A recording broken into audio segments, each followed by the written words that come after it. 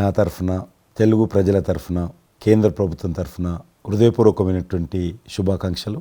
ఎందుకంటే తెలుగు సినీ పరిశ్రమలో అక్కినేని నాగేశ్వరరావు గారి తర్వాత మీరు పద్మవిభూషణ్ తీసుకోవడము మాకందరికీ గర్వకారణం. మీ యొక్క 45 ఏళ్ల సినీ జీవితంలో పునాది రాళ్ళు వేసుకుంటూ స్వయం కృషితో ఈరోజు ఎదుగుతూ వస్తున్నారు.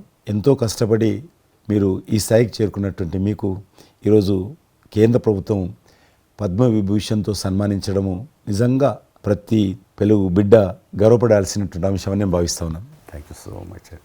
పద్మవిభూషణ్ వచ్చిన ఈ సందర్భంలో మీరు అభినందించడానికి నా స్నేహితుడిగా, చిరకాల మిత్రుడిగా మీరు రావటం అన్నది నాకు చాలా చాలా సంతోషం, మిక్కిలి ఆనందంగా ఉంది. అండ్ మీ ప్రేమని, మీ అభిమానాన్ని ఆస్వాదిస్తున్నాను. Thank you so much. ఢిల్లీలో రాష్ట్రపతి చేతుల మీదుగా తీసుకుంటున్నారు కాబట్టి మేము దానికంటే ముందే మిమ్మల్ని కలవాలి, అభినందించాలనేటువంటి ఆలోచనతో ఈరోజు మీ దగ్గరికి రావడం జరిగింది. మోస్ట్ వెల్కమ్ అండి. దక్షిణ భారతదేశంలో రజనీకాంత్ గారు కానీ మీరు కానీ ఒక మంచి నైతిక విలువలతో కూడినటువంటి నటులుగా మంచి పేరు తెచ్చుకున్నారు.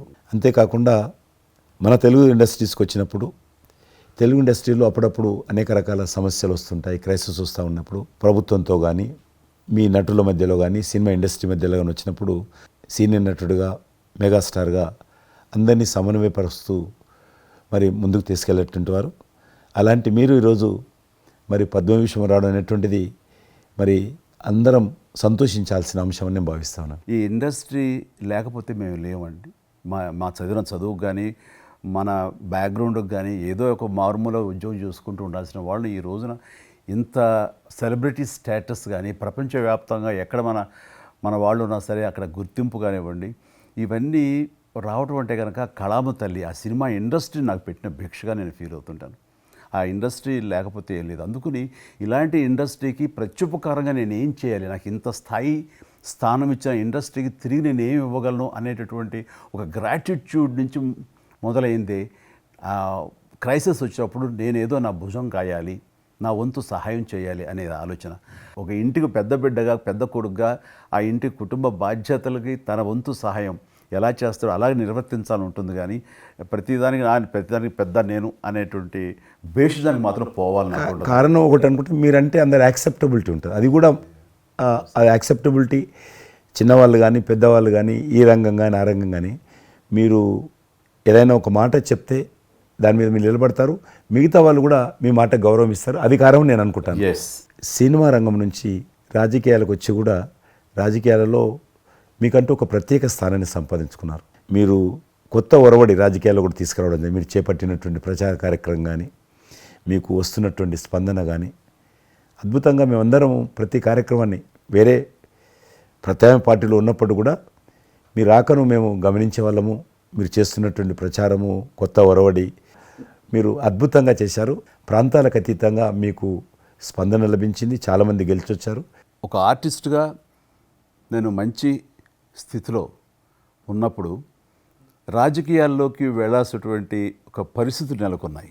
ఆ సమయంలో నేను ప్రజలకి ఏదో చెయ్యాలనే తప్పనే ప్రధానం తప్ప ఎలాంటి పొజిషన్స్ ఏమిటి దీని మీద నాకు దృష్టి లేదు. ఎందుకంటే అన్నిటికీ మించి ఉన్నతమైన స్థానాన్ని వాళ్ళ మనసులో వాళ్ళు ఇచ్చిన తర్వాత దానికి మించి నాకు ఏది కావాలి కోరిక లేదు నాకు. అయితే ఏదో చిన్న ఎత్తున మనకి తెలిసి మనకు అందుబాటులో ఉన్నటువంటి చారిటబుల్ ట్రస్ట్ ఇవి పెట్టి చేస్తాను, నేత్రదానం అని రక్తదానం అని చేస్తున్నాం. కానీ పెద్ద ఎత్తున చేసే అవకాశం భగవంతుడు ఇస్తే కనుక అది చిత్తశుద్ధితోటి నేను మనసావాచ కర్మేణ చెయ్యాలి అని ఆ రకంగా నా కృతజ్ఞత తీర్చుకోవాలని మాత్రం చూపించాలని మాత్రం నాకు ఎప్పుడు ఉంటుండేది. నాకు ఇప్పటికి జ్ఞాపకం ఉంటుంది.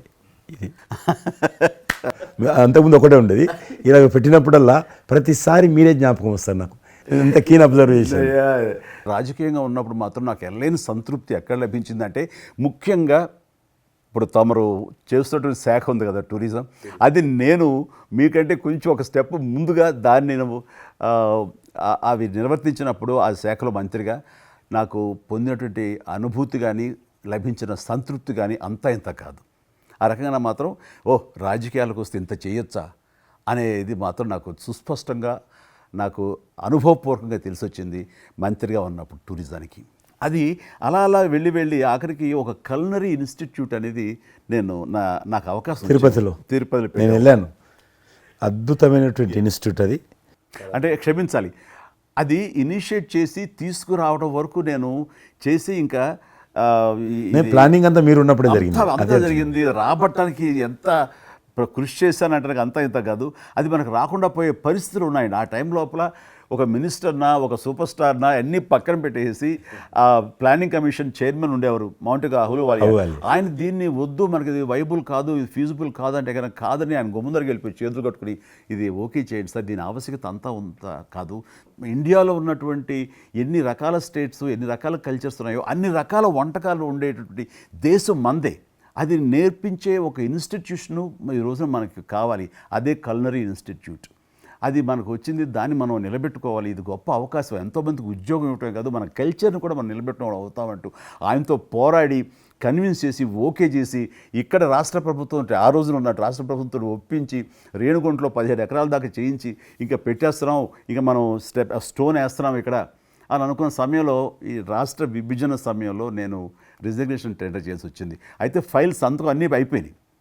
దాని తర్వాత ఇమ్మీడియట్గా వచ్చిన కేంద్ర ప్రభుత్వంగా మీరు దాన్ని ఇంప్లిమెంట్ చేసి ఈరోజు రేణుగుంటలో అది మీరు చాలా అద్భుతంగా ఉన్నదండి. ఇంకా దాన్ని ఈ మధ్యలోనే 2 రోజుల క్రితం ఈ మధ్య నేను మా సెక్రటరీని పంపించాను. మళ్ళీ దాన్ని ఇంకా రిక్రూట్మెంట్ కానీ ఇంకా రీడెవలప్మెంట్ కానీ ఇంకా ఏ రకంగా డెవలప్, ఇప్పుడు ఆల్రెడీ మేము ఎస్వి యూనివర్సిటీతో టైప్ చేసుకుంటున్నాము, టీటీడీ వాళ్ళతో టైప్ చేసుకుంటున్నాము, కొన్ని స్టార్ హోటల్స్తో టైప్ చేసుకుంటున్నాము.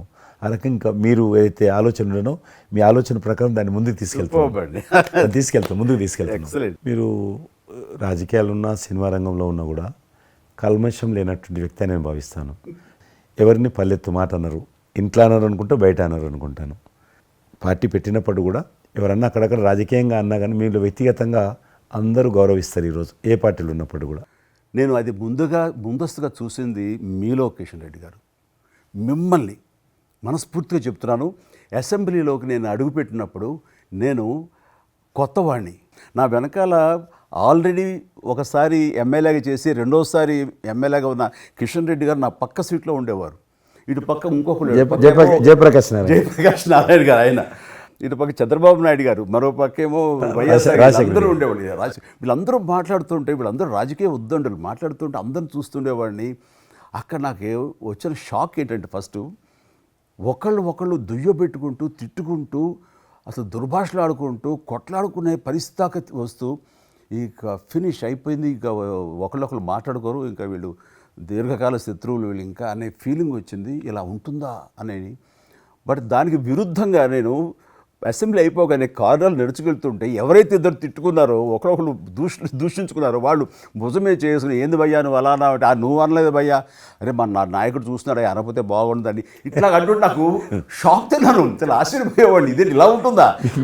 మీ సినిమా ఫీల్డ్ కంటే ఎక్కువ నటులు ఉంటారు, మీ సినిమా ఫీల్డ్ కంటే ఎక్కువ నటులు రాజకీయాల్లో ఉంటారేమో అలా అనిపిస్తుంది నాకు. అక్కడ అలాంటి పరిస్థితుల్లో ఒక నిబద్ధతతోటి ఇష్యూ బేస్డ్గా మాట్లాడుతూ తను అనుకున్నవి నిర్దిష్టంగా చెప్పగలిగేటటువంటి నాయకుల్లో మిమ్మల్ని అబ్జర్వ్ చేశాను. మీరు ఎక్కడ ఎవరిని దుర్భాషలాటం నేను చూడలేదు, ఎవరిని పౌరుషంగా మాట్లాడటం చూడలేదు, ఎవరిని ఎద్దేవా చేయటం రెడిక్యూల్ చేయడం నేను చూడలేదు. మీరు ఎంతసేపు ఇష్యూ బేస్డ్గా మాట్లాడేవాళ్ళు, స్ట్రాంగ్ వాయిస్ చేసుకుని మీరు అనుకున్నది అది ఎంత కరెక్టు, ఎలా అన్యాయం జరుగుతుంది అని ప్రజలకి మద్దతుగా ప్రజల తరపున నిలబడి మాట్లాడిన నాయకుడిగానే మిమ్మల్ని చూశాను. నేను ఇప్పటికీ అలాగనే ఉన్నాను.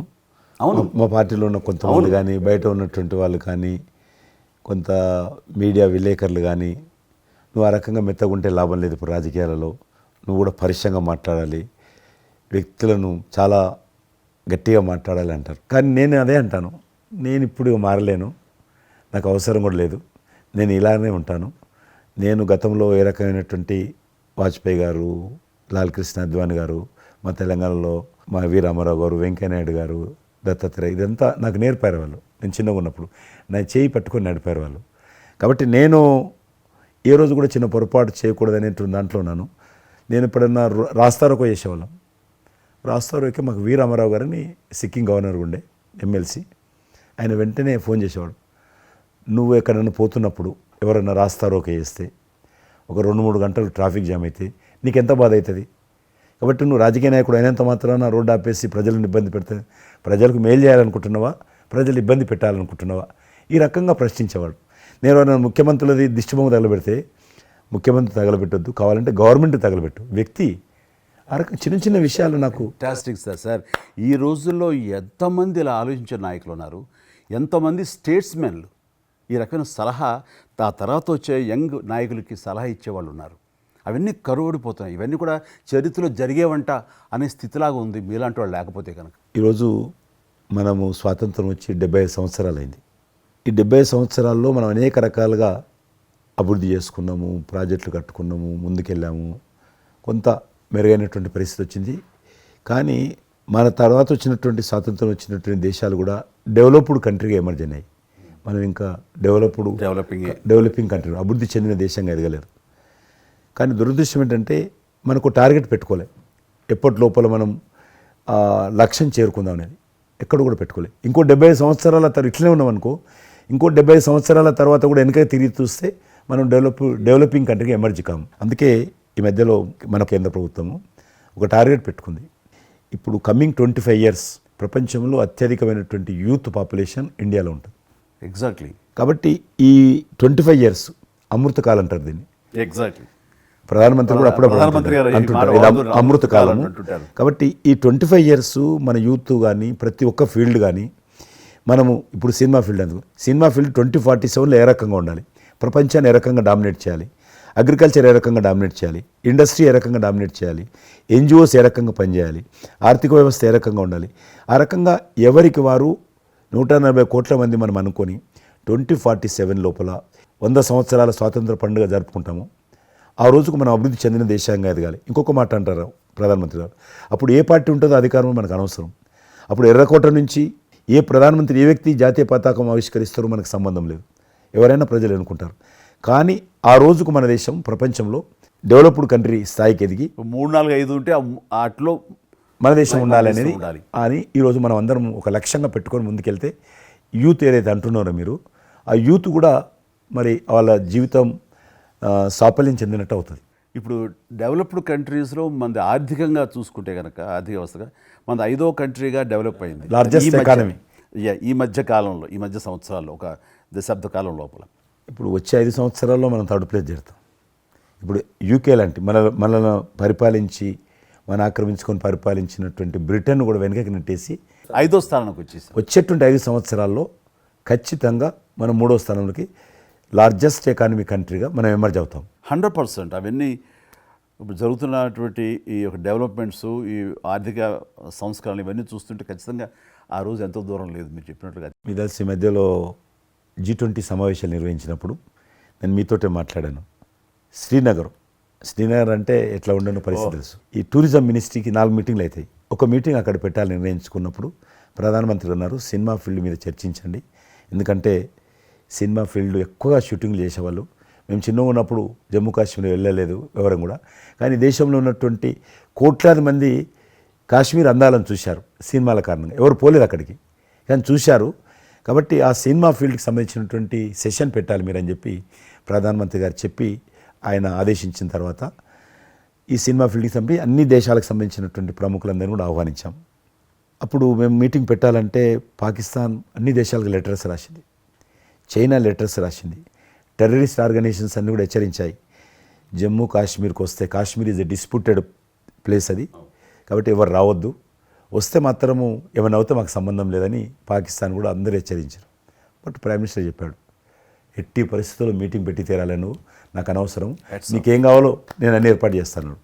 ఆ తర్వాత నేను మీతో మాట్లాడి ఆ రోజు అప్పుడే కాశ్మీరు అని అనగానే మీరు కాశ్మీరు లోయల్లో కన్యాకుమారి ఇలాంటి సాంగ్స్ ఎన్నో మాకు గుర్తుకొచ్చినాయి.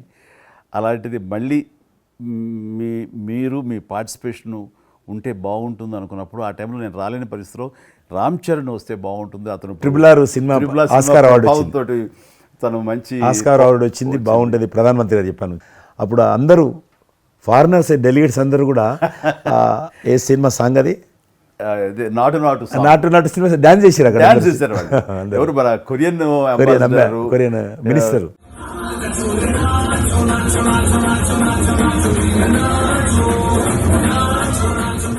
అలాగే ఇంకొక జర్మన్ అంబాసిడర్స్ చాలా మంది కింద మీరు చూసింది కొద్దిమందిని కింద చాలా మంది చేశారు ఆ పాట పెట్టి చేసినప్పుడు. సో ఇప్పుడు మీకు మనవి చేస్తున్నాను, లాస్ట్ 2023లో ఇప్పుడు ఆ ఆర్టికల్ 370 తెలియించిన తర్వాత 23 కానీ 22 కానీ ఆల్మోస్ట్ మోర్ దెన్ 300 పిక్చర్స్ అవి మరి ఓటీటీ సినిమాలు కావచ్చు, టీవీ సీరియల్స్ కావచ్చు, మన సినిమాలు కావచ్చు, కొన్ని బయట దేశాలకు సంబంధించినటువంటి సినిమాలు కూడా ఆల్మోస్ట్ 300 పిక్చర్స్ షూటింగ్ జరిగాయి అక్కడ లాస్ట్ 2 ఇయర్స్లో.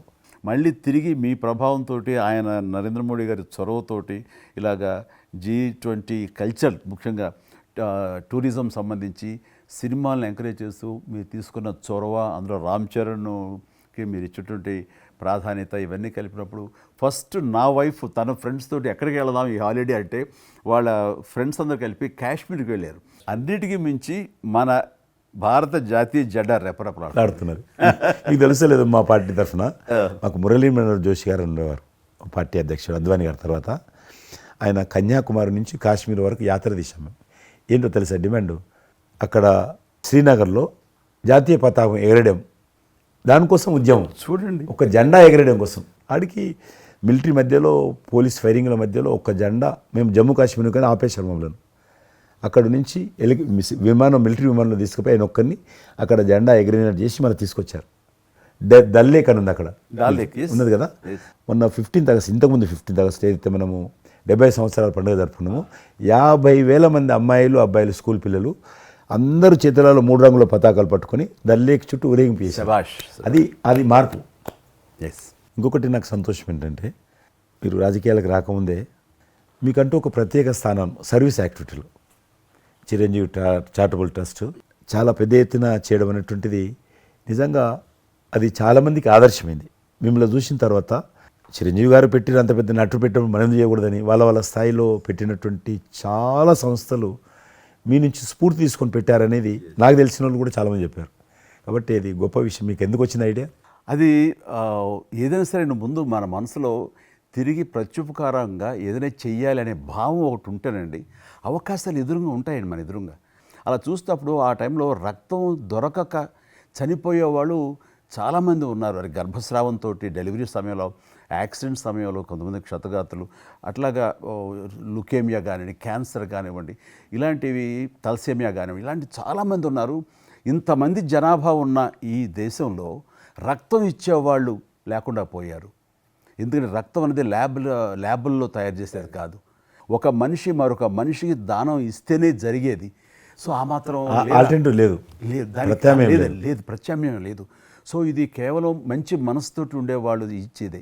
వాళ్ళు మోటివేట్ చేయాలంటూ నేను ఏం చేస్తానంటే, నా ఫ్యాన్స్ని ఫస్ట్ మోటివేట్ చేద్దామని దీని ఆవశ్యకత చెప్పడం కోసంగా షార్ట్ ఫిల్మ్స్ కానివ్వండి, ఎక్కడ పెడితే అక్కడ నేను ఇవ్వటం మొదలుపెట్టేసరికి ఈ రోజున రక్తం ఇవ్వటం కోసంగా ముమ్మరంగా ముందుకు రాగలుగుతున్నారంటే దాన్ని ఇనిషియేట్ చేసింది, దానికి ముందస్తుగా దాన్ని మోటివేట్ చేసింది నేను అని చెప్పుకోవడానికి నాకు గొప్ప విషయం అండి. కానీ మీరు ఒక ఉద్యమంలాగా తయారు చేశారు దాన్ని, ఒక మూమెంట్ లాగా తయారు చేసి mission. Hats off to my fans and motivate అయిన ధర్మాత్ములు, మంచి మనసు ఉన్న వాళ్ళు ఎంతోమంది ముందుకు వచ్చారు. వాళ్ళందరికీ కూడా ఈ సందర్భంగా చేతులెత్తి నమస్కరిస్తాను. ఇక్కడ మీ గురించి నేను ఇంకోటి విన్నాను, మీరు ఏదైతే నా సేవా కార్యక్రమాల గురించి మీరు ప్రస్తావించారో అదే సమయంలో నేను కోవిడ్లో కూడా నేను కొంచెం యాక్టివ్గా ఉండి మా కార్మికులకి సంబంధించి 3 నెలల పాటు 4 నెలల పాటు నా మిత్రుల సహకారంతో నేను కొంత అమౌంట్ తోటి సినిమా ఫీల్డ్లో పనిచేస్తున్నటువంటి బాయ్, ఆఫీస్ బాయ్ నుంచి మొదలు పెడితే టెక్నీషియన్స్ వరకు కూడా మీరు చాలా పెద్ద ఎత్తున చాలా మందికి నేను గ్రాసరీస్ ఇవ్వగలిగాను, వాళ్ళకి బయటికి రాని పరిస్థితిలో. బట్ అదే పరిస్థితిలో మీరు దేశవ్యాప్తంగా మీరు ముఖ్యం ఇక్కడ మన రాష్ట్రానికి సంబంధించి తెలంగాణలో మీరు ఫ్రంట్ లైన్లో ఉండి ప్రతి వాళ్ళని పరామర్శిస్తూ, ప్రతి హాస్పిటల్కి వెళుతూ, ఎవరైతే ఆ రోజున ఫ్రంట్ లైన్ హీరోస్ ఉన్నారో వాళ్ళందరినీ పరామర్శిస్తూ మీరు అద్భుతంగా పెద్ద ఎత్తున చేశారు. అదే కాకుండా మన ఇండియా లెవెల్లో మీరు corona command control room, corona command control room మీకు మీ ఆధ్వర్యంలో జరిగింది. అప్పుడు మీరు చేసిన సేవల గురించి దేశం ప్రస్తావించారు. అంటే అప్పుడు నోడల్ మినిస్ట్రీ హోమ్ మినిస్ట్రీ ఉండింది. ఏమైనా డైరెక్షన్స్ దేశానికి ఇవ్వాలన్నా, రాష్ట్ర ప్రభుత్వాలకు ఇవ్వాలన్నా, లాక్డౌన్ ఎక్కడ పెట్టాలి, ఎక్కడ పెట్టకూడదు, ఎప్పుడు పెట్టాలా, లాక్డౌన్లో ఏ స్థాయికి వెళ్ళాలా, అన్నీ కూడా హోమ్ మినిస్ట్రీ ఇచ్చేది. నేను అప్పుడు హోమ్ మినిస్ట్రీలో ఉన్నాను. ప్రజలకు రోజువారీ అవసరమైనటువంటి 24 మినిస్ట్రీస్ ముగ్గురు జాయింట్ సెక్రటరీస్ ఒక్కొక్క మినిస్ట్రీ నుంచి 8 గంటల చొప్పున హోల్ నైట్ టు డే 24/7. 24/7 ఆ బ్యాచ్ కరోనా కంట్రోల్లో కూర్చోవాలి. ఆ రకం కూర్చున్నప్పుడు దానికి యాజ్ అ మినిస్టర్గా నన్ను ఇన్ఛార్జ్ పెట్టారు ప్రధానమంత్రి గారు, అమిత్ షా గారు. చాలా అద్భుతంగా నేను కూడా ఆల్మోస్ట్ 1.5 మంత్ ఆఫీసులోనే పడుకున్నాను. మిలిటరీ విమానాలలో ఆక్సిజన్ పంపించాను, మీకు తెలుసు మిలిటరీ విమానాలు. చాలా ఒక విమానం ఢిల్లీ నుంచి ఆక్సిజన్ తీసుకొని వస్తే గ్రీన్ ఛానల్ ద్వారా హైదరాబాద్ సికింద్రాబాద్ స్టేషన్ వచ్చేంత వరకు కూడా ఎక్కడ ఆగకపోయేది. అంత నెట్వర్క్ గ్రీన్ ఛానల్ అంటారు. ఆ రకంగా విమానాల ద్వారా నేను గాంధీ హాస్పిటల్కి ఆల్మోస్ట్ 12 సార్లు పోయాను లోపలికి. ఎవరైతే వెంటిలేటర్ మీద పేషెంట్స్ ఉంటారో నేను బుక్ ఒకటి ప్రింట్ చేశాను. వెంటిలేటర్ మీద పేషెంట్ దగ్గరగా మాట్లాడాను. దేవుడి మీద భారం ఇచ్చి తిరిగాను. ఆ రకంగా ఎందుకు వెళ్ళానంటే ఏదో పబ్లిసిటీ కోసం కాదు. డాక్టర్లు పనిచేస్తున్నారు, ఆడ నర్సులు పనిచేస్తున్నారు, మోరల్ సపోర్ట్ ఇవ్వడం కోసం. ఆడ శానిటేషన్ సిబ్బంది పనిచేస్తారు, క్లీన్ చేయడం. వాళ్ళు పనిచేస్తున్నప్పుడు మనం వాళ్ళని గాలికి వదిలేసి మీరు పని చేయండి, మేము రాజకీయ నాయకులము, మేము ఇళ్ళల్లో ఉంటాము, మేము రాము అని కూడా దాన్ని బట్టి నేను లోకల్గా ప్రజాప్రతినిధిని, ఎంపీని అని చెప్పి మా ఇంట్లో భయపడుతున్నా, అందరూ భయపడుతున్నా. ప్రెస్ వాళ్ళందరూ వచ్చేవాళ్ళు. ప్రెస్ వాళ్ళందరినీ గేట్ కాడ బయట మెయిన్ గేట్ కాడ ఆపాడు. ఇక నేను పోయేవాడిని, మొత్తం చూసేవాడిని. ఆ సూపరింటెండెంట్ కూడా నాతో పాటు లోపలికి వచ్చేవాడు ధైర్యం చేసి నేను వెళ్ళినప్పుడు. ఆ రకంగా పూజారులు ఉంటారు దేవాలయాలలో. పూజారులు కూడా చాలా పేదవాళ్ళు ఉంటారు, మీకు తెలుసు. వాళ్ళకు దేవాలయాన్ని క్లోజ్ అయినాయి కదా. ఆ టైంలో పూజారులు అందరికీ గ్రాసరీస్ పంపించడము, మీలాంటి వాళ్ళ దగ్గర పెద్దవాళ్ళ దగ్గర సాయం తీసుకొని మా కార్యకర్తలకు పంపించడము, పోలీస్ స్టేషన్లో పోలీసుకు పంపించడము, హోంగార్డ్స్ పంపించడము. ఈ రకంగా నేను కూడా కొద్దిగా గొప్ప చేశాను. ఇక్కడ మా వాళ్ళతోటి కలిసి నా కాన్స్టిట్యున్సీ చూసి ఈవెన్ నా పార్టీలో ఉన్నటువంటి నాకు పనిచేసినటువంటి పేద కుటుంబాల కార్యకర్తలకు కూడా గ్రాసరీస్ పంపించాను నేను. ఆ రకంగా కూడా వర్కౌట్ చేశాను. మీ కుటుంబంలో కూడా చాలామంది మీకు బంధువులు సినిమాలు వచ్చారు. అందులో ఇద్దరు ప్రముఖంగా మీ అబ్బాయి చరణ్ గారు కావచ్చు, మీ సోదరుడు పవన్ కళ్యాణ్ గారు కావచ్చు. వాళ్ళిద్దరిట్లో మీకు నచ్చిన సినిమా ఏముంటుంది? పవన్ కళ్యాణ్ సినిమాల్లో నాకు తొలి ప్రేమ ఒకటి చాలా ఇష్టం, బద్రీ ఇష్టం, అలాగే జల్సా అనే ఇంకో సినిమా, అత్తారింటికి దారేదైతే చాలా నేను చూశాను. అది అవి తను చేసినవి సినిమాలైనా అన్నీ కూడాను అద్భుతమైన సినిమాలు, 1-2 తప్ప. అండ్ చరణ్ రెండో సినిమా మగధీర నభూత నా భవిష్యత్. మీరు అసెంబ్లీలో నాకు వచ్చి చెప్పారు, ఏది మగధీర రిలీజ్ అయిన రోజు ఉన్నారు మీరు, జ్ఞాపకం ఉందో లేదు మీకు? కరెక్టే కదా, మీరు షేర్ చేశారు. చాలా బాగా నడుస్తుంది మా అబ్బాయిది, మంచి అదే టైంలో అదే టైం మీరు అసెంబ్లీలో కూడా చెప్పారు మాకు, మామూలుగా మాట్లాడుతున్నారు. మగధీర చాలా అద్భుతంగా వచ్చింది, చిరంజీవి అని మీరు ఎంత సంతోషపడిపోయారో.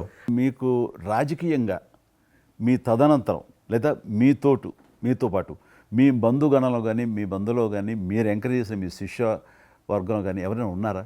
అంటే నేను మా కుటుంబం నుంచి ఎవరిని ప్రోత్సహించలేను. ఎవరన్నా ఇష్టం ఉంటే వాళ్ళు రావాలి ఫ్యూచర్లో, నేను ప్రోత్సహించలే ఎవరిని కూడా.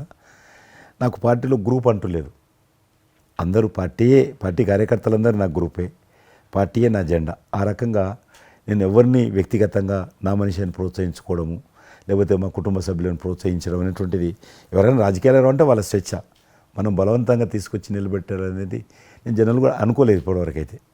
ఈ ఫ్యూచర్ ఏమైతే చెప్పలేను ఇప్పటికైతే. మీరు ఒక గ్రూపు, నా కార్యకర్తలు నా గ్రూప్ అని మీరు అంటే నాకు ఒక విజువల్, ఒక ఫోటోగ్రాఫ్ గుర్తుకొస్తుంది. మీరు వైట్ హౌస్ ముందు మీరు కొంతమంది కార్యకర్తలు అలా ఉన్నారు, కానీ వాళ్ళు నిశ్చితంగా చూస్తే నరేంద్ర మోడీ గారు ఉన్నారు ఆ టైం లోపల. మీకు అప్పటి నుంచి కూడా నరేంద్ర మోడీ గారితో సత్సంబంధాలు ఉండేవా? అద్వానీ గారు ప్రెసిడెంట్ ఉన్నప్పుడు 1994లో నేను అప్పుడు యూత్ వింగ్లో పనిచేస్తున్నాను. American council of young political leaders, అది యుఎస్ గవర్నమెంట్ ఏజెన్సీ. వాళ్ళు ఏం చేసేవాళ్ళంటే కొన్ని ముఖ్యమైనటువంటి దేశాల నుంచి అప్పుడప్పుడు యూత్ డెలిగేషన్, పొలిటికల్ పార్టీకి సంబంధించినటువంటి యూత్ డెలిగేషన్, యంగ్ లీడర్స్ అంటారు, యంగ్ లీడర్స్ని పిలిచి మా దేశం ఏ రకంగా అభివృద్ధి చెందుతుందో మీరందరూ చూసి మీరు మీ దేశాల్లో మాకు దేశం గురించి ప్రచారం చేయాలి, వాళ్ళ కాన్సెప్ట్ అది. అద్వానీ గారు ముగ్గురిని సెలెక్ట్ చేశారు. నన్ను హైదరాబాద్ నుంచి, తెలంగాణ ఉమ్మడి రాష్ట్రం ఆంధ్రప్రదేశ్ నుంచి, కర్ణాటక నుంచి అనంత్ కుమార్ అని చనిపోయారు, మినిస్టర్ ఉండేవారు, సివిల్ అవియేషన్ మినిస్టర్ ఉండేవాడు, కల్చర్ మినిస్టర్. ఆయన చనిపోయారు మధ్యలోనే. అక్కడ గుజరాత్లో ఆర్గని పార్టీకి సెక్రటరీ ఉండేవాడు నరేంద్ర మోడీ గారు, అప్పుడు మినిస్టర్ కాదు ఇంకా మా ముగ్గురిని సెలెక్ట్ చేసి ఢిల్లీకి పిలిచి ఇట్లా మీరు పార్టీ తరఫున పోవాలి అని చెప్పి, నన్ను కూడా నువ్వు పోవాలన్నప్పుడు నాకు పాస్పోర్ట్ లేదు, నాకు చాలా చిన్న ఏజ్, ఫ్లైట్లో మొదటిసారి పోయినా నేను. తొందర రమ్మంటే మా పార్టీ ఫ్లైట్ టికెట్ ఇస్తే పోయాను. మాట్లాడినాక వారు చెప్పారు మీరు ముగ్గురు కూర్చున్నాక ఇంటి ముందోటి కటింగ్ షాప్ ఉంది, నరేంద్ర మోడీ గారి గడ్డ ఉంది, నాకు గడ్డ ఉంది, చిన్నోని మీరు ఇద్దరు క్లీన్ షేవింగ్ చేసుకురా అన్నాడు. నరేంద్ర మోడీ ఇంటి మా అమ్మ పోయిన క్లీన్ నాకు చూపించాలన్నాడు. మళ్ళీ వచ్చి మళ్ళీ పోయి క్లీన్ షేవింగ్ చేసుకొని నరేంద్ర మోడీ గారు మేము ఇద్దరం, ఎందుకనంటే అయినా మీరు పార్టీ రిప్రజెంట్ చేయడం లేదు, మీరు ఇండియాని రిప్రజెంట్ చేస్తున్నారు, టైంకి రావాలా, టైం పోవాలని చెప్పి మమ్మల్ని పంపించిన తర్వాత నరేంద్ర మోడీ గారు మీరు చూడండి ఆ ఫోటోలో ఆయన సంఖ్య ఒక బ్యాగ్ ఉంటుంది, ఆ బ్యాగులో పుస్తకము పెన్ ఉంటుంది. మేము రాజులాగా పుస్తకం లేదు, పెన్ లేదు, మేము పోతుంటే అందులో భాగంగానే వైట్ హౌస్ లోపల రాణించేవాళ్ళు చాలా దూరంకి వెళ్ళి, కానీ చూపించేవాళ్ళు బయట ఉండే కొంత అమెరికా ఇది వైట్ హౌస్ అక్కడ కనిపిస్తుంది, అందులో అది ప్రెసిడెంట్ రూము, ఇక్కడ కనిపిస్తుంది కిచెను, ఇది కాన్ఫరెన్స్ హాలు. బయట నుంచి అందరు చెప్పేటోళ్ళు చాలామంది ఉండేవాళ్ళు, అదే నేను చూసి గైడర్స్ టూరిస్ట్ గైడ్స్ ఉంటారు కదా, వాళ్ళు చాలామంది అక్కడ పోతే చెప్పేవాళ్ళు. ఆ రకంగా అక్కడ దిగినటువంటి ఫోటో అది. ఎందుకు రిలీజ్ చేశానంటే ప్రధానమంత్రి గారు అయిన తర్వాత నాకు ఫోన్ చేశాడు, కిషన్ ఏమన్నా మీ దగ్గర ఫోటోలు ఉన్నాయా? ఆయన దగ్గర లేవు పాపం. ఓకే, నాకు ఫోన్ చేశాడు. నేను ఎమ్మెల్యే క్వార్టర్స్లో అవన్నీ ఫోటోలు తీసినాక ఇంత కట్ట ఉండే కానీ అన్నీ అంటుకొని ఒకటి మనకు తెలియదు కదా, మొత్తం పాడిపోయినాయి. 8 ఫోటోలు దొరికినాయి. అందులో ఏదో ఒకటి దొరికింది, బోటు థమ్స్అప్ తాగుతూ, అప్పుడు థమ్స్అప్ తాగొద్దని కూడా తెలియదు, ఇది మల్టీనేషనల్ కంపెనీ అటువంటి ఏం లేదు అప్పుడు. బోట్ నడిపిస్తున్న ఫోటో ఇవన్నీ కూడా కొన్ని దొరికితే పంపించాను. ఆయన ఏ వైట్ హౌస్ ముందు అయితే నేను ఫోటో దిగాను గేట్ కాడ, ఈరోజు అదే వైట్ హౌస్ ఆహ్వానం మేరకు వైట్ హౌస్ లోపలికి వెళ్తున్నానని ఆ ఫోటో రిలీజ్ చేశాడు ఎక్సలెంట్ ఎక్స్పీరియన్స్ ప్రైమ్ మినిస్టర్. ఆ ఫోటో అది బయటకు ఆ ఫోటో బయటకు వచ్చింది. ఆ రోజు ప్రైమ్ మినిస్టర్ గారు అయిన తర్వాత అమెరికాకి వెళ్తున్న రోజు రిలీజ్ చేసిన ఫోటో అది. మీరు మాకు ఒక మాట ఇచ్చారు, మీరు మన ఆఫీస్ ఏదైతుందో టూరిజం ఆఫీసు ఢిల్లీలో నేను వస్తాను, మన ఇద్దరం ఒకసారి ఎందామని అన్నారు. కానీ మీ ఒత్తిడి కారణంగా మన ఒత్తిడి కారణంగా జరగలేదు. ఇంకా అది రేపు ఎలక్షన్స్ తర్వాత మళ్ళీ అది చెప్పలేము కాబట్టి అది నేను చెప్తున్నాను, మీరు అక్కడే ఉంటాను, వస్తాను. అది కాకుండా మీరు నాకు ఇంకా జ్ఞాపకం, ఆఫీస్లో ఉన్నప్పుడు నాకు గర్వం ఫీల్ అవుతాను. ఎందుకంటే మీరు పెట్టిపోయినటువంటి ఫోటోలు, ఇండియాకి సంబంధించినటువంటి టూరిజం డెస్టినేషన్ యొక్క ఫోటోస్ ఏవైతున్నాయో అవి ఇంకా ఆ రకంగానే ఉన్నాయి. నేను అడిగిన ఎవరు పెట్టారంటే చిరంజీవి గారు పెట్టారంటారు. డ్రైవర్ కూడా మీకైతే డ్రైవర్ ఉండను, అతను ఇప్పుడు నా దగ్గర ఉన్నాడు, రణధీర్. మీకు చెప్తుంటారు సార్, మై చిరంజీవి సాబ్ కभी మై సాబ్ డ్రైవర్, మై చలాయితా ఉనకా గాడి ఢిల్లీ మే, అది ఆప్కు మై చలా రూమ్ సాప్ అంటాడు. ఇంకా ఉన్నాడు పాపం. చాలా సీనియర్ అండి అతను, చాలా మంచివాడు. మన ఉమ్మడి ఆంధ్రప్రదేశ్ ఉన్నప్పుడు మనం ఇండియాలోనే మనమే ఆరోగ్యశ్రీని ప్రారంభించామన్నది నాకు తెలిసినటువంటి వాస్తవం. ఆ తర్వాత మిగతా రాష్ట్రాలు కూడా వ్యాపించింది అనేది చాలా ఇది. అలాంటి ఆరోగ్యశ్రీకి కిషన్ రెడ్డి గారే ఆద్యులు, అంకురార్పణ చేసిన వాడు అని బయట బాగా వినికిడి ఉంది. ఆ తర్వాత ప్రభుత్వాలు పికప్ చేసాయి. అది ఎందుకు, ఎలాగా, అది మీరు ఎట్లా ఇనిషియేట్ చేశారు ఆరోగ్యశ్రీ అనేది? 2004 నేను ఎమ్మెల్యే అయినప్పుడు పేరున్న మందకృష్ణ మాదిక్ గారు, ఆయన వాళ్ళకు సంబంధించినటువంటి ఎస్సీ వర్గీకరణ మీద పోరాటం చేస్తూనే సామాజిక సమస్యల మీద కూడా పోరాటం చేసేవారు. దివ్యాంగులకు పెన్షన్ పెంచాలని ఆయన తిరుగుతున్నప్పుడు ఈ అనేక జిల్లాలలో గుండె జబ్బులు ఉన్నటువంటి పిల్లలు జన్మించేవాళ్ళు. వాళ్ళకు ఆ రోజు ఒక ఆపరేషన్ చేయాలంటే 10 లక్షలు, 12 లక్షలు, 13 లక్షలు అయ్యేది. పేదవాళ్ళకి అది అవకాశం ఉండేది కాదు. చాలామంది చనిపోయేవాళ్ళు కూడా. అప్పుడు రాజశేఖర రెడ్డి గారు ముఖ్యమంత్రిగా ఉన్నారు. మేము ట్యాంక్ బండ్ కింద అంబేద్కర్ భవనం ఉంది, అక్కడ మీటింగ్ పెట్టుకున్నాము. ఒక 3000 మంది పసిపిల్లలు వాళ్ళ తల్లిదండ్రులు వచ్చారు. మీటింగ్ అయినాక ఆ మీటింగ్లోనే ఒక అబ్బాయి చనిపోయాడు. ఇప్పుడు ఏం చేయాలి సేమ్ అబ్బాయి అంతే వచ్చాడు, చిన్న పసిబాబు అందే వచ్చాడు, అబ్బాయి చనిపోయాడు.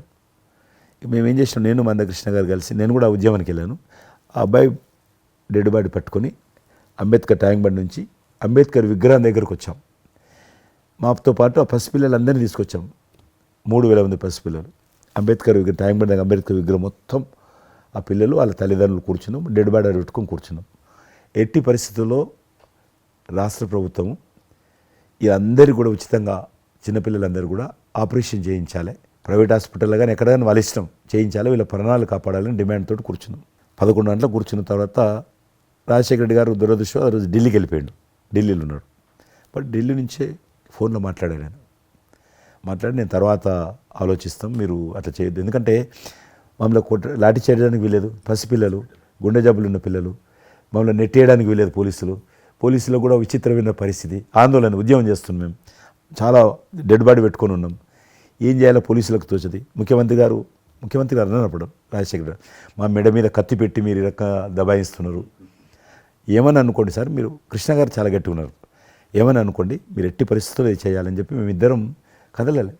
రాత్రి ఆల్మోస్ట్ 10 o'clock మళ్ళీ ముఖ్యమంత్రి గారు ఫోన్ చేసి మీరు మాట చెప్పడం కాదు, ఆర్డర్ రావాలను. వీళ్ళందరికీ ఫస్ట్ మేము రాష్ట్ర ప్రభుత్వం తరఫున గుండె జబ్బులు ఉన్నటువంటి పిల్లలందరికీ ఎంత డబ్బైనా ఖర్చు అయినా సరే మేము ఆపరేషన్ చేయిస్తానని చెప్పి ఢిల్లీ నుంచి మాట ఇచ్చి ఆర్డర్ తీసి మా చేతులు పెట్టినాక మేము పిల్లలందరినీ తీసుకొని వెళ్ళిపోయినాం, ఫస్ట్ పిల్లలు వాళ్ళ తల్లిదండ్రులు. ఆ తర్వాత మళ్ళీ ముఖ్యమంత్రి గారు వచ్చిన తర్వాత మళ్ళీ మీటింగ్ పిలిచాడు మమ్మల్ని. పిలిచి ఈ రకంగా చేయడం తప్పు, మీరు నన్ను బెదిరించారు, బ్లాక్మెయిల్ చేశారు, ఆర్డర్ చేశారు, ఏమని అనుకోసారి మేము ప్రజల పిల్లల ప్రాణాలు కాపాడడం కోసం చేసాం తప్ప మీకు వ్యతిరేకంగా కాదు, ఇంకొకరు కాదు. అందులో బాబు చనిపోయాడు. తర్వాత ముఖ్యమంత్రి ఆలోచన చేసి డాక్టర్లను పిలిచి ఎట్లా చేద్దాము, అప్పుడు సర్వే చేయించాడు. వాళ్ళు గ్రామ పంచాయతీలో సర్వే చేస్తే 2 లక్షల మంది పిల్లలు ఉన్నారు ఒక్క ఆంధ్రప్రదేశ్లోనే. ఉభయ రాష్ట్రాల్లో గుండెకు జబ్బు హోల్ ఉండి పుట్టినటువంటి వాళ్ళు 2 లక్షల మంది పిల్లలు ఉన్నారు.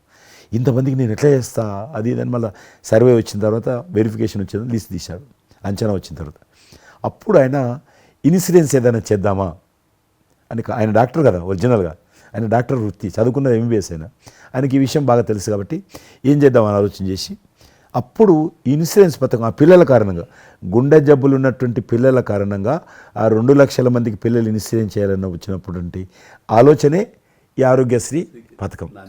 అలా మీరు ఇనిషియేట్ చేసినటువంటి ఈ ఆరోగ్యశ్రీ కానివ్వండి, ఇది నిజంగా ఇలాంటి సామాజిక స్పృహ అనేది రాజకీయంగా ఆలోచిస్తే వచ్చేది కాదండి. ఇది మానవతా విలువలతోటి మానవత్వంతో ఆలోచించారు కాబట్టి ఈ రోజున అది సఫలీకృతం కాగలిగింది. భారతదేశంలోనే అది ఒక అందరూ ఆచరించేటువంటి గొప్ప పథకం అయ్యింది. అది ఎంతమంది లబ్ధి పొందుతారో వాళ్ళందరూ బ్లెస్సింగ్స్ మీకు ఉండాలి. అసెంబ్లీలో ఉండగా నాకు ఒక రిప్రజెంటేషన్ ఇచ్చారు. ఈ హోమ్ గార్డ్స్ గురించి మీరు తీసుకున్న శ్రద్ధాశక్తి, ఆహ్వానించిన మీరు పడ్డ తపన కానీ అంతా ఇంత కాదు. అండ్ అది మీరు ఈ రోజున వాళ్ళకి ఏదైనా లబ్ధి చేకూరిందంటే దానికి కూడా నాంది పలికిన వాడు కిషన్ రెడ్డి గారు. 3,000 జీతం ఉండే సార్ వాళ్ళకు కుటుంబము. వాళ్ళు 12 గంటలు 13 గంటలు 14 గంటలు ఇప్పుడు ట్రాఫిక్ చేస్తుంటారు కదా, వాళ్ళు 12 గంటలు దుమ్ము ధూళి ఎండలో వాళ్ళు ఇట్లా ఏలు పెడితే మొత్తం మన చేయి నల్లగవుతుంది, అంత మట్టి కాలుష్యంతో ఉంటారు వాళ్ళు. రోజు వాళ్ళు ఇచ్చే బట్టలు తెల్ల షర్ట్ వేసుకోవాలి, వాళ్ళు కాకి ప్యాంట్ వేసుకోవాలి. ఉదయం వేసుకునే షర్టు 2 గంటలలో కలర్ మారిపోతుంది. మనం ఇచ్చేటువంటి 3,000 రూపాయలు అలా డ్రెస్ ఉతకడానికే సరిపోతుండే. అందుకే కిషన్ రెడ్డి గారు మీరంటే ఎందుకు గౌరవం అంటే, మీరు రాజకీయ లబ్ధి గురించి ఎప్పుడు చూసేవాళ్ళు కాదు, మీ కాన్స్టిట్యున్సీకే పరిమితమైన మీరు ఎప్పుడు కాదు, విస్తృతంగా అందరికీ లబ్ధి చేకూరే విధంగా తీసుకున్నారు. కాబట్టి అలాంటి మీకు ఆ బలం, మీ వాయిస్కి ఆ స్ట్రెంగ్త్ అలాగా, ఎందుకంటే మీ ఆశయంలో ప్యూరిటీ ఉంది, మీ ఆశయంలో చిత్తశుద్ధి ఉంది మీ ఆచరణలో. కాబట్టి మీలాంటి నాయకుల వల్లనే అవుతుంది ఏదైనా సరే. జనవరి 22 నాడు నేను టీవీలో చూశాను, మీరు అయోధ్యలో రామమందిర నిర్మాణంలో మీ దగ్గర కెమెరాలు పెట్టడము, మీరు కామెంట్ చెప్పడము, మిమ్మల్ని పిలవడము, మీరు పోవడము, మీరు ఆ రోజు టీవీలో దేశమంతా అన్ని టీవీలు మాట్లాడాయి. మీకు మీరు ఏ రకంగా ఫీల్ అనిపించింది మీకు? అది హనుమాన్ని ప్రార్థించే ఆయన మా కులదైవంగా చూసిన మాకు రామచంద్రుడు ఆ నామమే మాకు ఒక రకమైన గొప్ప స్ఫూర్తి మాకు.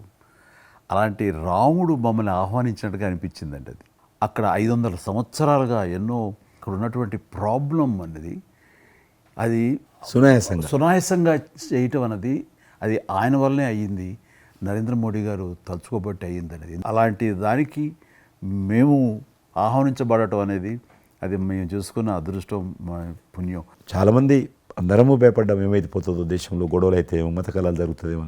కానీ అదృశ్యం ఏంటంటే ముస్లింలు కూడా చాలామంది Yes. సానుకూలంగా ఇక్కడ నేను ఒక విషయం చెప్పాలి.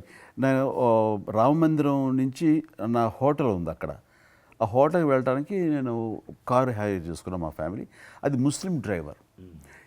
సో ఈ రోజున ఇంత కాంట్రవర్షియల్ ఈ ప్లేస్లో ఈ రోజున టెంపుల్ కట్టడంపై మీరందరూ ఎక్కడో కొంత అసంతృప్తితో ఉండుంటారు కదంటే, కాదండి, ఈ రోజు నుంచి మా టెన్షన్ రిలీవ్ అయిపోయింది, Correct. మేము చాలా రక్షణతో ఉన్నామన్న ఫీలింగ్ ఉంది. ఎంత హిందూ కాన్వర్జేషన్ అండి. ఇక్కడ 144 సెక్షన్ ప్రివేల్ అవుతూ ఏ రోజున ఏం గొడవలు జరుగుతాయి, ఎక్కడి నుంచి ఏ ఘర్షణలు జరుగుతాయి, స్కూల్కి వెళ్ళి మా బిడ్డలు వస్తారా వెళ్తారా అనే టెన్షన్లో ఉండేవాళ్ళం మేమంతా. అండ్ అలాంటి ఘర్షణలో వాళ్ళు ముస్లిమ్సా లేకపోతే హిందూసా అని ఏం చూడరు కదండి, ఎవరు అందరూ సఫరర్సే. అలాంటి పరిస్థితులు ఇప్పుడు నెలకొన్న సమయంలో ఎలాంటి గొడవలు లేకుండా ముందు ఒక నిర్ణయం తీసేసుకున్నారు. ఎస్, రామ మందిరం కట్టేసారు, అయిపోయింది. ఇక్కడి నుంచి లిఫ్ట్ చేసేసారు 144 సెక్షన్, ఇంకేం లేదు, అన్నీ సజావుగా సాగిపోతాయంటే మాకు సెక్యూరిటీ ఫీలింగ్ వచ్చింది, మా బిడ్డలకు రక్షణగా ఉంది, మాకు ఇంకేమి కాదన్న భరోసా వచ్చింది మాకు. వీఆర్ సో హ్యాపీ అని ఒక ముస్లిం సోదరుడు అన్నారు. ఇప్పుడు అదే మీరు ప్రస్తావిస్తున్నారు. ఇప్పుడు చాలామంది ముస్లిమ్స్ వెళ్తున్నారు చూడడానికి, దర్శనం చేసుకోవడానికి. ఒక అమ్మాయి అయితే బాంబే నుంచి నడుచుకుంటూ వచ్చింది, 22nd చేరుకుంది అక్కడ అమ్మాయి. ఓకే, నేను ఉన్నాను వెనకనే ధైర్యాన్ని ఇచ్చేటువంటి మన ప్రధాని గారు, ఈ భారత ప్రభుత్వం ఇవన్నీ కలిపి దోహదపడ్డాయి. అందుకని ఆయన ఒక మాట అన్నారు అయోధ్య టైంలో, మొన్నటిదాకా టెంట్లో రాముడిని చూసాం, ఇంకా రాముడికి ఆ పరిస్థితి లేదు, ఆయన ఒక పర్మనెంట్ స్ట్రక్చర్లో ఉంటాడు అని అన్నప్పుడు అందరూ మంచి రెస్పాన్స్ ఇచ్చారు, బాగా రెస్పాండ్ అయ్యారు. అట్లాగా ఈ రోజున ఆయన తీసుకున్న ప్రతి కార్యక్రమం కూడాను ఒక మత సామరస్యాన్ని సూచిస్తుంది. దానికి నేను ఒక్క విషయం కూడా చెప్తాను, మీరు చెప్పారు కదా, నేను ఎలక్షన్ ప్రచారానికి 2019లో కానీ అంత ముందుగానే వెళ్ళేవాడిని. డిఫరెంట్ రీజన్స్ మా పార్టీకి సంబంధించి కావచ్చు, ఇతరత్ర కావచ్చు. మేము వెళ్తున్నప్పుడు ముస్లిం సమాజాన్ని బస్తీలు కూడా వస్తాయి కొన్ని. మేము ఎంత మైకులు పెట్టుకొని డ్రమ్ కొట్టుకుంటూ పోయినా కూడా ఒక్కరు కూడా బయటకు వచ్చేవాళ్ళు కాదు. ఇప్పుడు పరిస్థితి త్రిపుల్ తలాక్ అని ఒకటి ఉండేది, అది ముస్లింలో ఒక సాంప్రదాయం. అది ఏదైనా భర్త కోపం వచ్చినా 3 సార్లు తలాక్ అంటే ఆడబిడ్డ ఇంటి నుంచి వెళ్ళిపోవాలి. 3 సార్లు అంటే తలాక్ అంటే వెళ్ళిపోవాలి. అయితే దాన్ని మోడీ గారు త్రిపుల్ తలాక్ సిస్టాన్ని చట్టం చేసి ఇది చేయడానికి వీల్లేదు, ముస్లిం మహిళలకు కూడా హక్కులు ఉంటాయి అని చెప్పి ఆయన చేశాడు. అప్పుడు కూడా చాలామంది భయపెట్టించారు, మత కళాలు జరుగుతాయి, అట్లా వేయొద్దు, నువ్వు ముస్లిం పర్సనల్ విషయాల్లో మీరు జోక్యం చేసుకుంటున్నారంటే ఆయన చాలా వివరంగా చెప్పాడు. ఈరోజు నువ్వు ఒక భర్తగా నీ భార్యకు తలాక్ అని ఇచ్చేసి పంపించేస్తున్నావు. రేపు నువ్వు తండ్రి అవుతావు. తండ్రి అయిన తర్వాత కూడా మీ అల్లుడు నీ కూతురుకు తాగని విడాకులు ఇచ్చి పంపిస్తే అప్పుడు నువ్వు ఎంత బాధపడతావు? కాబట్టి ఏ తండ్రి అయినా సరే అట్లా ఉంటుంది. కాబట్టి ఇది ఈ రకమైనటువంటి ఉండకూడదని చెప్పి ఆయన త్రిపుల్ తలాక్ రద్దు చేస్తే, నేను ప్రచారానికి వెళ్తున్నప్పుడు అంతకుముందు బయటకు వచ్చేవాళ్ళు కాదు. ఉదాహరణకు నేను ఇట్లా పోతున్నాను అనుకోని, రోడ్డు రథం మీద నేను పోతుంటే ఇటు సైడ్ నుంచి ఒక ముస్లిం అలా భార్యను కూర్చొని పెట్టుకొని మోటార్ సైకిల్ మీద నడుపుకుంటూ వచ్చేవాడు. ఇప్పుడు ఏం చేస్తున్నంటే భర్తకు చూడకుండా ఎన్నుకున్నటువంటి భార్య పరద లేపి ఇట్లా నాకు ఊపుతున్నచ్చి, ఇది నేనే సాక్ష్యం. అంత మార్పు వచ్చింది. కట్టన్స్ ఓపెన్ చేసి బస్తీలలో పోతే ఇండ్ల ముందుకు వెళ్తుంటే ముస్లిం ఆడబిడ్డలు వచ్చి, మాతృమూర్తులు వచ్చి, తల్లులు వచ్చి చేతులు ఊపుతున్నారంటే నిజంగా సంతోషం.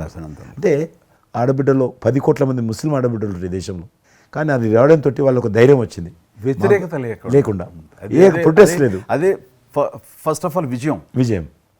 కాబట్టి ఈరోజు ఆ రకంగా మీరు చెప్పిన దాన్ని బట్టి వాతావరణం మార్పు వచ్చింది. ఈరోజు మత కళాలు లేవు, కర్ఫ్యూలు లేవు. హైదరాబాద్లో ఎన్ని గొడవలు జరుగుతుండే, ఒక్క గొడవ లేదు ఎక్కడ. బాంబేలో, యూపీలో ఎక్కడ చూసినా మత కళాలు ఉండేది. ఈరోజు ఆల్మోస్ట్ 98% కమ్యూనల్ క్లాసెస్ అయిపోయినాయి. ఎక్కడ కూడా కర్ఫ్యూ అనే లేదు. దేశంలో ఎక్కడో దగ్గర కొన్ని నగరాలలో కర్ఫ్యూ ఉంటుండేది, కొన్ని నగరాల్లో మత కళాలు జరుగుతుండేది. ఎక్కడో ఒక దగ్గర యూపీలోను, మధ్యప్రదేశ్లోను, మహారాష్ట్రను, ఇప్పుడు బీహార్లోను ఎక్కడ వింటలేదు, ఎక్కడ లేదు. ఈవెన్ జమ్మూ కాశ్మీర్ లాంటి రాష్ట్రంలో కూడా 144 సెక్షన్ లేనటువంటి పరిస్థితి ఉన్నది. మీరు వేయచ్చా అంటే అద్భుతంగా ఉంది మాట. అది నరేంద్ర మోడీ గారు చాలా విజనరీగా ఆ రకంగా చేశారు. చాలా సంతోషం కృష్ణరెడ్డి గారు. మీరు నన్ను అభినందించడానికి అవార్డు తీసుకుంటున్న సమయంలో ఆ పురస్కరించుకుని మీరు వచ్చినందుకు, నన్ను అభినందించినందుకు ధన్యవాదాలు తెలియజేస్తూ, మీతో ఇంతసేపు సంభాషించడంలో ఎన్నెన్నో విషయాలు తెలుసుకున్నాను, నాకు అనుభవపూర్వకంగా తెలిసినవి మీతో పంచుకున్నాను. అండ్ మీలాంటి నాయకులు రావాలి, ఉండాలి, మరి ఎంతోమందికి ఇన్స్పిరేషన్గా ఉండాలి. మీ ఆశయాలు, మీ ఆచరణలు, మీ సమస్య పరిష్కార మార్గాలు, అలాగే మీ నాయకుల యొక్క ఆయన ఆశయాలు, ఆయన యొక్క మార్గదర్శకంగా మీ ముందుండి మిమ్మల్ని ముందు నడిపించే విధంగా, తద్వారా అందరూ కలిసి భారతదేశాన్ని మీరు చెప్తున్నట్టుగా అభివృద్ధి చెందిన దేశాల్లో ఒక దేశంగా పెట్టే స్థితికి మనం వెళ్ళాలనే ఆశాభావం మీ అందరితో పాటు నాకు ఉంది. అండ్ మరొకసారి మీకు ధన్యవాదాలు. తప్పకుండా మీరు జీవితంలో ఇంకా మరెన్నో మెట్లెక్కాలి, ఇంకా మీకు మంచి భవిష్యత్తు ఉంది. ఇటు సినిమా రంగానికి సేవ చేయాలి, అటు సమాజంలో కూడా సేవ చేసేటువంటి అనేక రకాల, సమాజం అంటే ఒక రాజకీయాలే కాదు, అనేక రకాలుగా మీరు చేస్తూ ఉన్నారు ఇప్పటికీ. కాబట్టి రేపు భగవంతుడు ఏం చేస్తారు ఎవరి చేతుల్లో లేదు. కాబట్టి మీరు నిండా నూరేళ్ళు ఉండి ఈ దేశానికి, ఈ ప్రజలకు సేవ చేయాలని నేను మనస్ఫూర్తిగా కోరుకుంటూ మరొకసారి పద్మవిభూషణ్ అందుకుంటున్న సందర్భంగా మీరు నా హృదయపూర్వకమైనటువంటి శుభాకాంక్షలు. Thank you. అలాగే మీకు ఈ ఎన్నికలు విజయవంతం కావాలని మనస్ఫూర్తిగా కోరుకుంటూ, ఖచ్చితంగా మీరు మళ్ళీ ఏ మినిస్ట్రీలో ఉంటారో, ఎక్కడ ఉంటారో అనేది నాకు మన చేతుల్లో లేదు. తెలుస్తుంది. అండ్ వచ్చి మిమ్మల్ని అలా కలుస్తాను నేచర్ మాట ప్రకారం. ఆల్ ద వెరీ బెస్ట్ అండి. Good luck.